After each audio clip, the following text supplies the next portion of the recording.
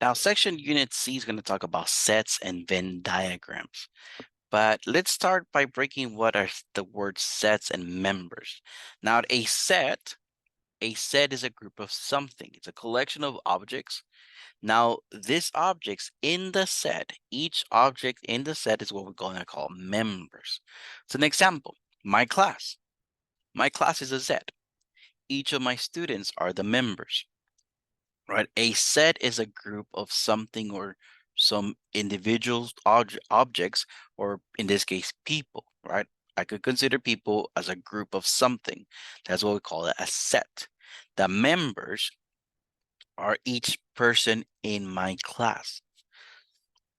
Could there be people outside of my set? Could there be people that are not in my class? Of course. But again, a set is a collection of objects, in my case, people, and the individual objects, each person in my set is what we call member. We often describe sets by listing them with a pair of braces. They kind of look like brackets. They're gonna look like this. And we list all the members inside. Obviously, we're gonna separate them with commas and so on. If there are too many to list, we're gonna use dots. Now let's take a look at an example what I mean. Let's use braces to write the contents of each of the following sets. The set of countries that are larger in land area than the US. So I'm gonna think, okay, all the countries that are bigger in land than the US, there's only two, Russia and Canada. There's not too many to list, so I'm gonna list them all. So I'm gonna say Russia, comma, Canada. Now, some of you might ask me, does it really matter? Could I have said Canada then Russia? Of course. Right. If it's numerical, we try to go in order from small to large. If it's all words, we try to go alphabetical order. So we would have said Canada first instead of Russia, but we try to. Not necessarily always the same thing. Now, numbers, that one we do try. We do the best that we can. Make sure you try to do it in order when it comes numerical. Now, let's see the set of years for the Cold War. That's going to be my example B. Now, it even tells me, if I don't remember when the Cold War happened, it happened from 1945 to 1991. So the set of years. So they want me to list all the years from 1945 to 1991. So that's like 1945, 46, 47, 48. 40. If you think about it, there's too many to list. So what we're going to be doing, so I'm going to do my brackets. I'm going to start 1945. And then I know I go 1946. I could even do 1947. I could do a third one. Let me see, 1947. And I do dot, dot, dot. Now, those three dots basically means I'm skipping a bunch of numbers. But you'd notice that I was increasing by ones. So 1945, 1946, 1947. So you assume it's going to go 1948, 49, 50, 51. And then I'm going to list the ending of my list. Let me just say 1990, 1991. So I listed the beginning of my list. I listed the ending of my list, and my dots in between basically means I skipped a bunch of them in there. There were too many for me to list. Now, some of you might have noticed that at the beginning, I have 3, and at the end, I have 2. It's fine. All I have to do is list the beginning and list the end. I never said how many to list at the beginning or how many to list at the end. Usually, we try to have the same amount at the beginning and the same amount at the end, but intentionally this time I did not, because I want you to see that it doesn't matter. Now here, for my example C, I want the set of natural numbers greater than 5. Now, natural numbers are those numbers that we count naturally. If I ask you to count You're gonna go 1, 2, 3, 4, 5, 6, 7, 8, 9, 10, 11, on and on. Now here I'm asking greater than 5. So don't start counting from 1, but start counting from the next number greater than 5. So my set in this case, I have a beginning, so 6, 7, 8. Now here, too many for me to list. So I'm gonna do dot, dot, dot. Now there's no ending, right? No matter which number you think of, any natural number you think of, we can think of something bigger. So there's no ending necessarily. So I cannot list the numbers at the end. So I'm just gonna close my bracket here. One thing I want you to see here, the points where I'm skipping numbers that I'm listing could be in the middle of my list, could be at the end of my list, or who knows, it could be at the beginning of the list. Those 3 dots basically represent that I'm skipping some members. There were too many for me to list. Now, some of you might have said, oh, for example, B, why don't I go, and I'm gonna do a list here, why don't I go 1945 to 1991? Why don't I do the little line in between? Well, if I do the line in between, that means I include everything, including decimals. Now, is there a year such that as 1945.2387? There's no such year, right? So we don't do the little line because that means we include everything, including decimals. So that's why we do have to list them. Because once you do the little line, we include everything, including decimals. Okay, so I think now we should know what a set is, and we should know what a member is, right? A member is each part of my set. Now, a set relationship, we're going to be using diagrams. Let's say we have 2 sets. We're going to call it A and B. A and B may be related in 3 basic ways. A may be a subset of B. What that means is that all the members, because A is the subset, all the members of A happen to be in B. Let's see, for example, I can say A, imagine A are all the whales, and B are all the mammals, right? Every member in A happens to be in B, but not the other way around. Not all the mammals are inside of A. An example, you guys can see it here. I'm gonna use this. All the set A was inside another one. That's what we called a subset. Another one we can use, we're gonna call disjoint. Now, disjoint is when the 2 sets don't share members.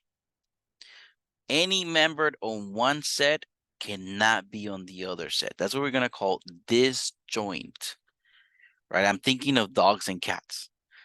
There's no such animal that can fit in both of them. So remember, the first one was a subset. A subset was a whole set was inside another one.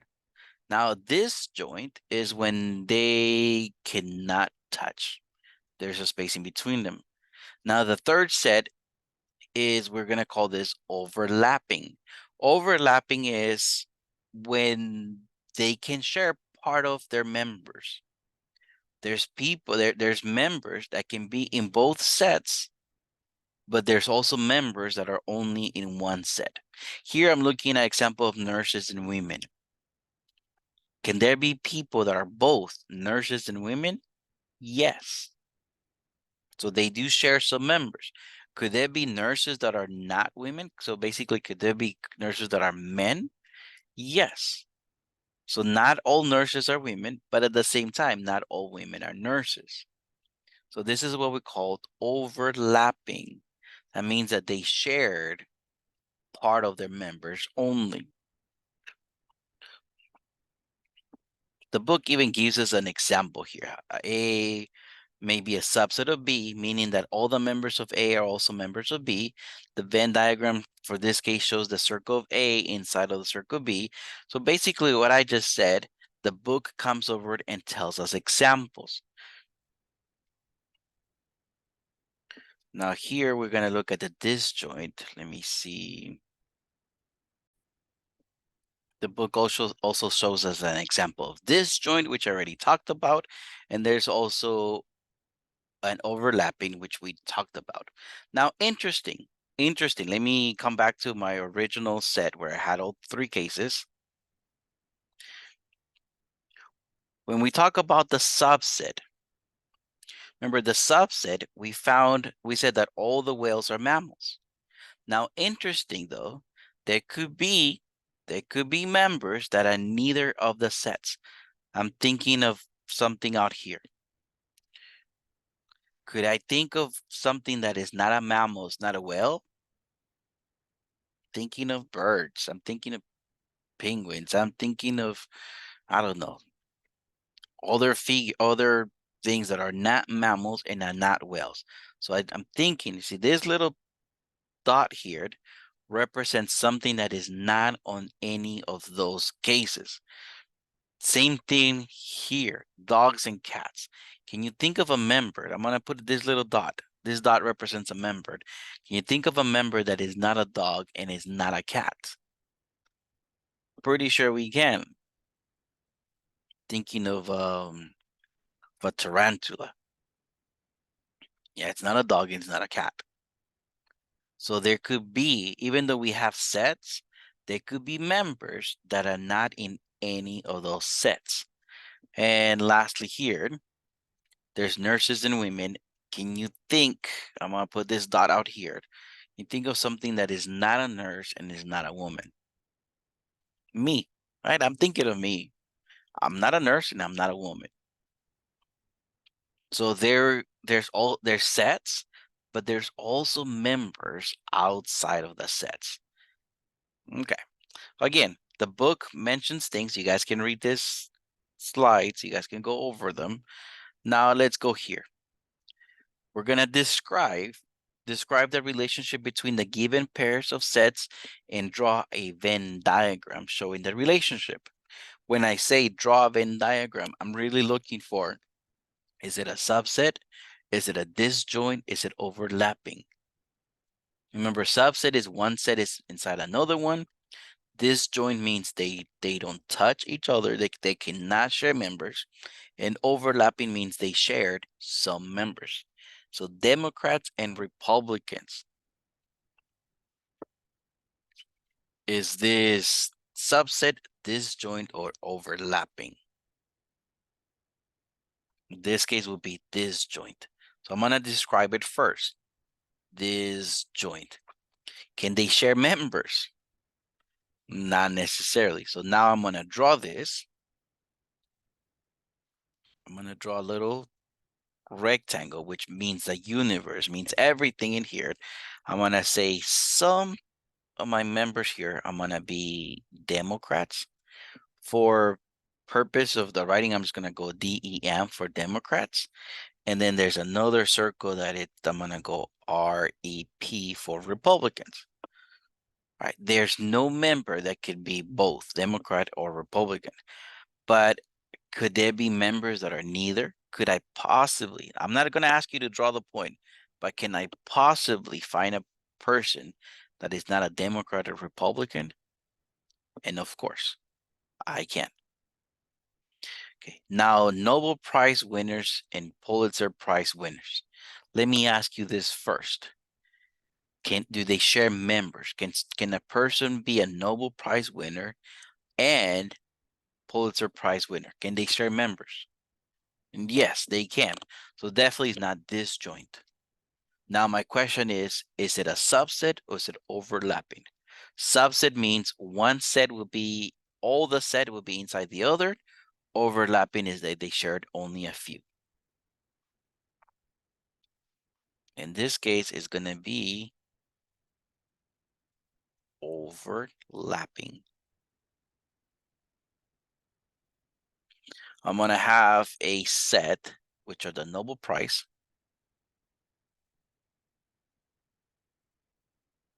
And I'm going to have another set, which are Pulitzer Prize. And all of this, I put it inside a rectangle because there could be people that are in neither of those sets. Unfortunately, I'm one of them. Right, these are overlapping. Could there be people that win both? Look at this area that they share. Yeah, honestly, I did Google.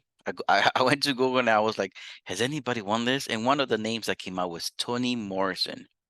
So yeah, there's people that can actually win both. Thank you, Google. Thank you for letting me know who, if they if they do overlap. Now we're going to draw a Venn diagram showing the relationship among the sets of natural numbers. Now, natural numbers, like I said, is when you count naturally. So like 1, 2, 3, 4, 5, 6, 7. We're going to do the whole numbers. Now, the whole numbers are the natural numbers starting at 0. So 0, 1, 2, 3, dot, dot, dot. Forgot my brackets here, natural numbers. So I'm going to say all natural numbers are inside the whole numbers, right? That happens to be a subset. Now, integers are whole numbers. So let me do a 0, 1, 2, 3, dot, dot, dot, but also with negative signs. So that means to the left as well, -1, -2, and dot, dot, dot. That's what we call integers. So yeah, I'm going to say whole numbers is a subset of integers. Now, rational numbers are numbers that we can write as a fraction. Well, it's a fraction of two integers. Well, think of any integer and then do it over 1. That's a fraction. So all the integers are rational numbers. But there are sets that are not integers that are rational numbers. Can I think of a rational number that is not an integer? Yeah, 0.5. I can write that as 1/2. So I'm going to say integer is a subset of rational numbers. And then real numbers are all the numbers that we know so far. So I'm going to say rational numbers is a subset of real numbers. So the funny thing is that this is how it looks like. Let me zoom in here. We start with natural numbers. Natural numbers is a subset of whole numbers, but a whole numbers is a subset of integers. Integers is a subset of rational numbers. Remember, rational numbers are those that we can write as a fraction, and then rational numbers are a subset of real numbers. Wow. Now, there's numbers out here. Could they be numbers that are not real? Yes, there is such thing as called imaginary numbers. They do exist. So yeah, there could be something that is not real, the number that's not real. Now, let me zoom out here. This is how this subset looked like. Where are irrational numbers found in this diagram? Funny thing, I pointed irrational numbers are going to be here. They're not rational, so they have to be outside of rational, but they are real numbers. Now, irrational numbers are the square roots of non-perfect square roots. So like the square root of 5. That's not a perfect square, so that's irrational. Square root of 4 is rational because square root of 4 is a perfect square. Okay, interesting. I just wanted to go over the subsets, to be honest. Now, there's 4 things that we know. A subset, like all the whales are mammals. A disjoint, like fishes and mammals, they're disjoint. Overlapping, doctors and women, right? Because they overlap, but they do share. But there's also some overlapping. Some teachers are not men. Because I can do a subset of I can do a Venn diagram of teachers and men, and there are members that are one or the other, but not both. So overlapping is that. So now let's see. Let's draw a Venn diagram to represent each of the 4 possible propositions in the previous slide. So the first one, whales and mammals. We're looking at a subset. So what I'm going to do, I'm going to say S, because I'm going to use all S are P. So S, we're going to call this mammals. Or better yet, S, we're going to call this whales. And then P, we're going to call this mammals. And I'm going to do two sets right here. 1 and 2. This is S, and this is P. And obviously, there's members outside of my sets. This is what we call the subset. Notice I said S is part of P, but S are all the whales, and P are all the mammals. Okay, so that's the first example. Let's take a look at the second one. No S or P.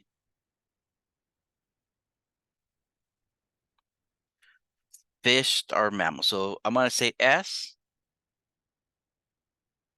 We're gonna call this fish, and P we're gonna call this mammals.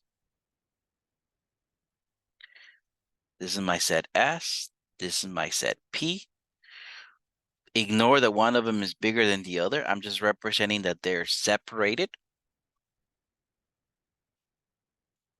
Right? This is what called disjoint. I cannot think of a member that is in both. I cannot think of a fish that it's a mammal. Therefore, they're disjoint. No fish are mammals. Cannot think of them.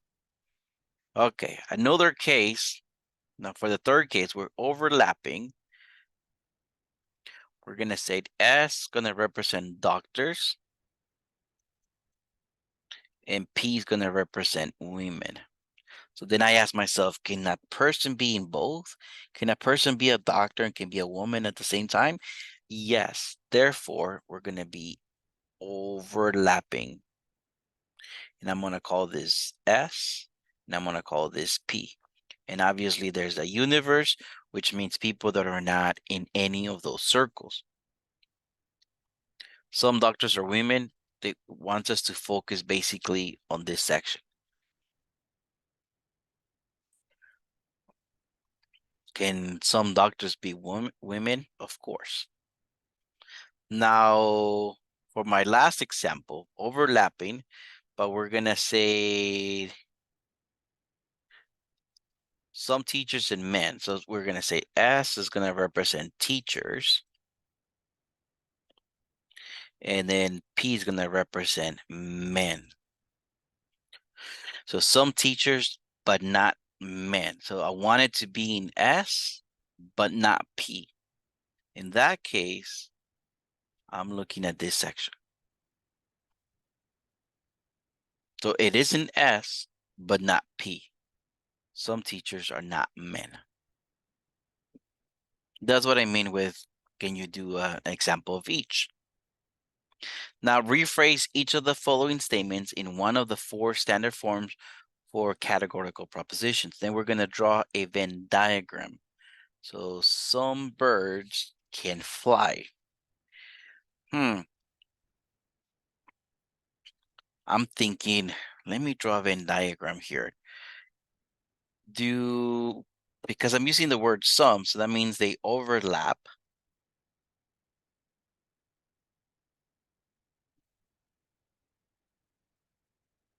I'm going to call this S, and I'm going to call this P, and I'm going to say S is going to be birds, and P means fly. And obviously, there's my rectangle representing that could be outside of the S and P. So some birds can fly. Now I'm going to write this as some birds are animals that can fly. So P, actually, I'm going to just say animal that can fly. So let me rewrite this word.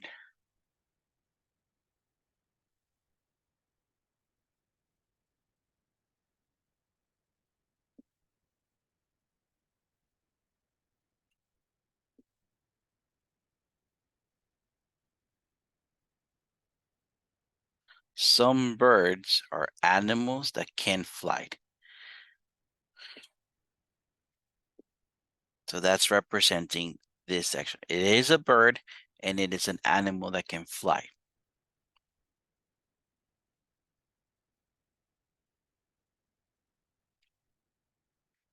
Now, this is not a subset because there are some birds that cannot fly and there are some animals that can fly but are not birds. So that's why this is not a subset.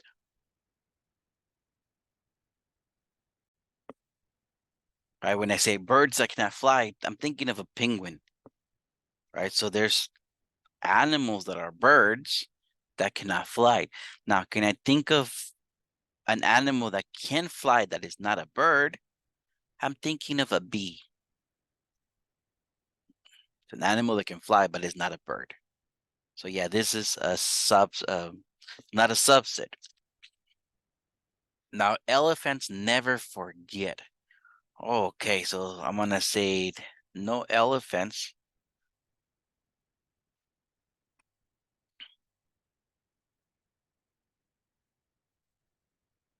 are creatures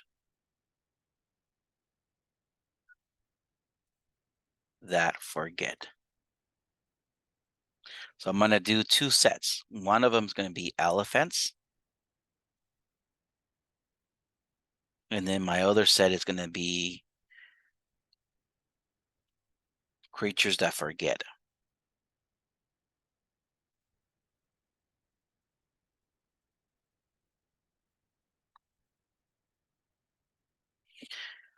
Is this a subset? Is this disjoint? Is this overlapping? Well, it says that elephants don't forget. So elephants cannot be creatures that forget. So in this case, there's gonna be an S, there's gonna be a P. In this case, it's gonna be a disjoint.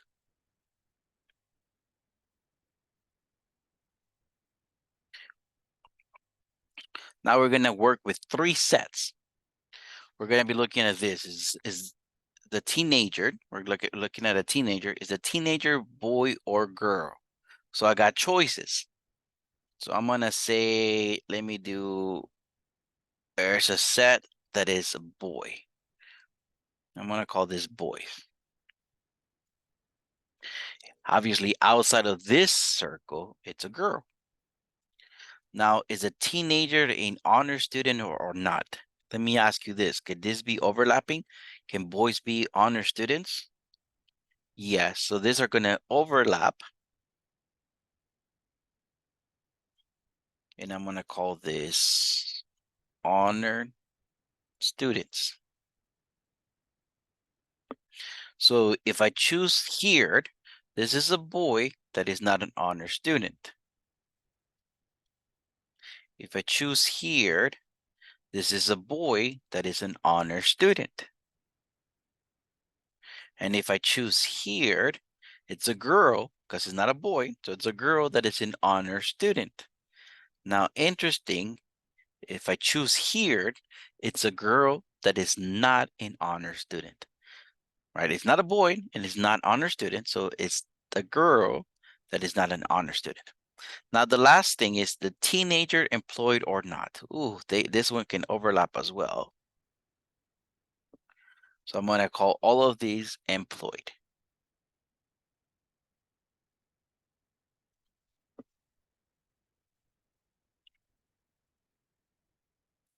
So if I choose here, and obviously I'm going to close this.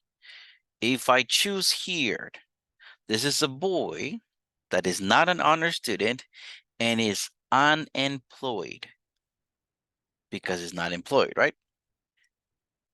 If I choose here, it's a boy that is employed, but not an honor student. If I choose here, it's a girl, because it's not a boy. It's a girl that is not an honor student, but is employed. If I choose here, it's inside of boys, so it is a boy. It is inside honor student, so it's an honor student. It is employed, so yes. If I choose out here, it's not a boy, so it's not a, so in this case, it's a girl that is not an honor student and is unemployed.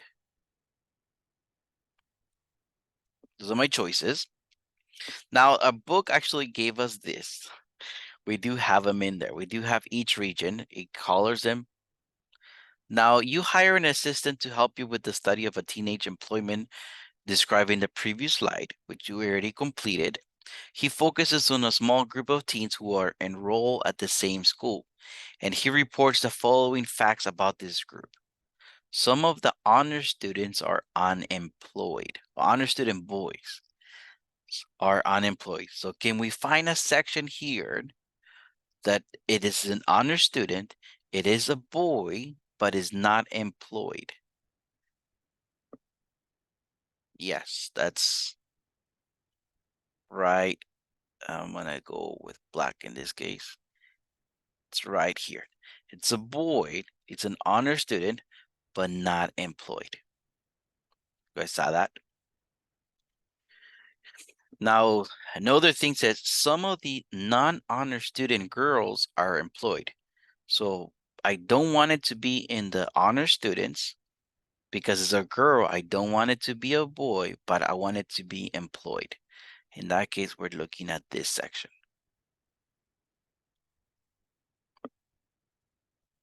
You guys see those?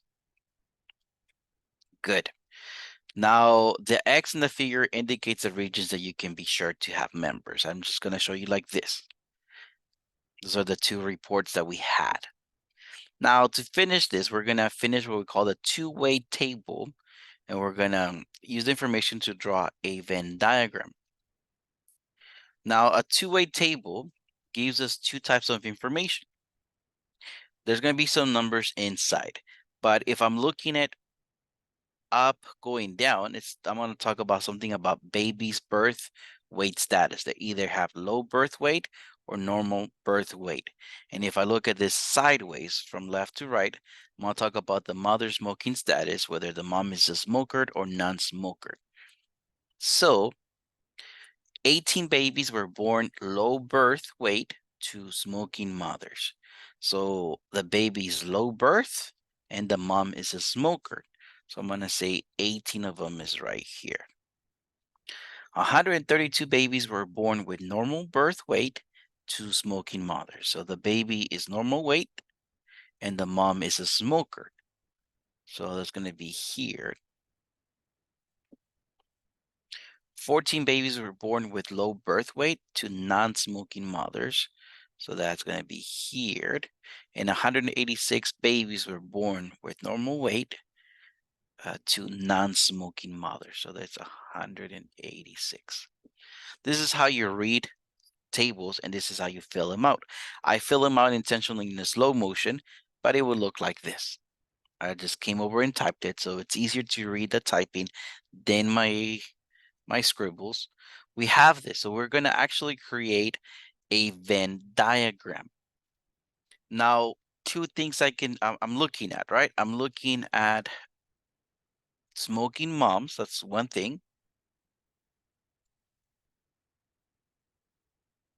I'm going to call this smoking mothers. And my other circle is going to be about low birth weight, okay?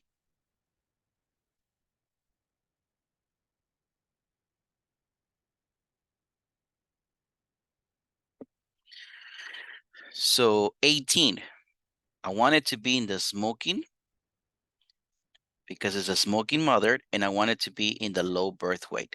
So that 18 happens to be in here. This is 132. I want it to be inside the smoking because you see it's smoking, but I don't want it to be inside the low birth weight. So my 132 happens to go right here. This 14, non-smoking mother. So I wanted, see the circle smoking, I want it outside. But I do want it inside the low birth weight circle. So I don't want it in this circle, but I do want it in this circle. So my 14 goes right here. And then this 186, non-smoking. So it's going to be outside of this circle. Normal birth weight. So it's also going to be outside of this circle. So this 186 happens to be right here. That's how we do a Venn diagram. Now to finish this, there's some blood types of US population. A positive is 34%, B positive 8%, AB 3%. And give me a list. It seems like I have A, B, or O. So I'm gonna go A, B, or O. Those are the three types that I have, and it could be positive or it could be negative. So let me just say it. It could be positive, it could be negative, and I have either A, B, or O. Now, actually, let me create this table here, how it looks like. A positive is 34%. That is what it says. So A positive is 34%. B positive is 8%. AB positive is 3%. O positive is 35%. A negative is 8%. B negative is 2%. AB negative is 1%. And O negative is 9%. Notice how from a list, we can go into a table. It's easier to read a table than it is to read a list. Now we can create a Venn diagram. So I'm going to say AB, for example. AB, I want it to be A and B. So I'm going to go AB negative here is going to be 1%. And then I'm going to say AB positive is going to be 3%. Now A, but not B, right? Just A. I'm going to go, I can go A negative here, it's 8%. And A positive here is 34%. Some of you might be wondering, well, 8% is bigger than 34%. Not necessarily the size that tells me which one is bigger. I'm just representing on a Venn diagram. They are separated. I'm not comparing sizes. I'm just comparing separation. Now my B's, I'm gonna go B negative is 2%. And B positive, I'm gonna call this 8%. And then my O's, okay, so I'm gonna say O positive is gonna be here, is 35%. My O negative, oh, I don't have space for my O negative, right? I do, out here. O negative is 9%. And that's it. The book even shows us the PowerPoint as the book had it. I just came over and I filled it out so you guys will see how it gets done. Have fun with your work.